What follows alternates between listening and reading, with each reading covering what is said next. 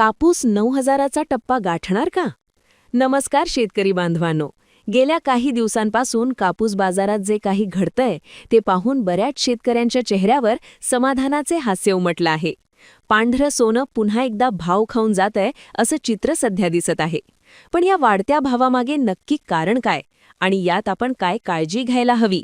चला सोप्या शब्दात समजून घेऊया. भाव गगनाला का भिडतायत? तुम्ही ऐकलंच असेल की कापसाची घोडदौड आता 9,000 रुपये. कापूस 9,000चा टप्पा गाठणार का? नमस्कार शेतकरी बांधवांनो. गेल्या काही दिवसांपासून कापूस बाजारात जे काही घडतंय ते पाहून बऱ्याच शेतकऱ्यांच्या चेहऱ्यावर समाधानाचे हास्य उमटलं आहे. पांढरं सोनं पुन्हा एकदा भाव खाऊन जातंय असं चित्र सध्या दिसत आहे. पण या वाढत्या भावामागे नक्की कारण काय आणि यात आपण काय काळजी घ्यायला हवी? चला सोप्या शब्दात समजून घेऊया.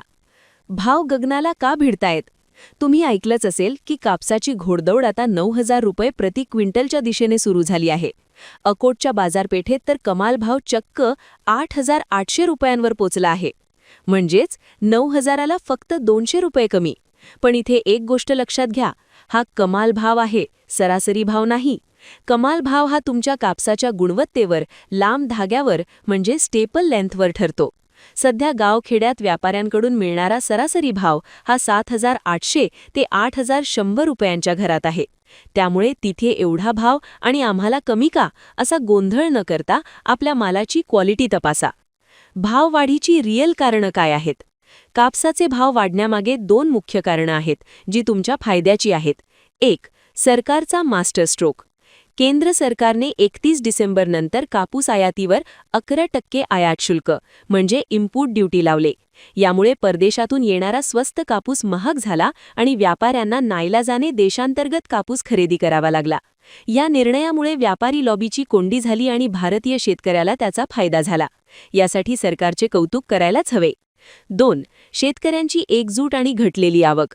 सोशल मीडिया आणि ॲग्रोवन सारख्या माध्यमांमुळे शेतकरी आता जागृत झाला आहे. भाव वाढतील या अपेक्षेने शेतकऱ्यांनी कापूस विक्री थांबवली, म्हणजेच ब्रेक लावला. अर्थशास्त्राचा साधा नियम आहे, जेव्हा बाजारात आवक कमी होते आणि मागणी वाढते तेव्हा भाव आपोआप वाढतात. सध्या मिल मालकांना रोजच्या वापरासाठी कापूस मिळत नसल्याने ते चढ्या भावाने खरेदी करत आहेत. धोका कुठे आहे? आता सगळं छान चाललंय म्हणून गाफील राहून चालणार नाही. जोपर्यंत सरकार आयात शुल्कात बदल करत नाही किंवा अमेरिकेसारख्या देशाशी मुक्त व्यापाराचा करार करत नाही, तोपर्यंत हे दिवस चांगले आहेत. आणि सध्या तरी सरकार असा कोणताही निर्णय घेऊन शेतकऱ्यांचा रोष ओढवून घेणार नाही अशी चिन्हे आहेत. शेतकरी मित्रांनो, आता तुम्ही नक्की काय करावं? भाव वाढतायत म्हणून खूप जास्त लोभ धरू नका. या तेजीचा फायदा घेण्यासाठी खालील गोष्टी करा. मार्केटवर लक्ष ठेवा. जर भाव 100 रुपयांनी जरी खाली आला म्हणजे रिव्हर्स ट्रेंड सुरू झाला तर लगेच कापूस विकून मोकळे व्हा. जास्त आशेच्या नादात नुकसान करून घेऊ नका. हमीभाव केंद्रावर नोंदणी. एक बॅकअप प्लॅन म्हणून हमीभाव केंद्रावर आपली नोंदणी करून ठेवा. काहीच नाही तरी 7,700 ते 8,000 रुपयांचा भाव तर तुम्हाला हमखास मिळेल.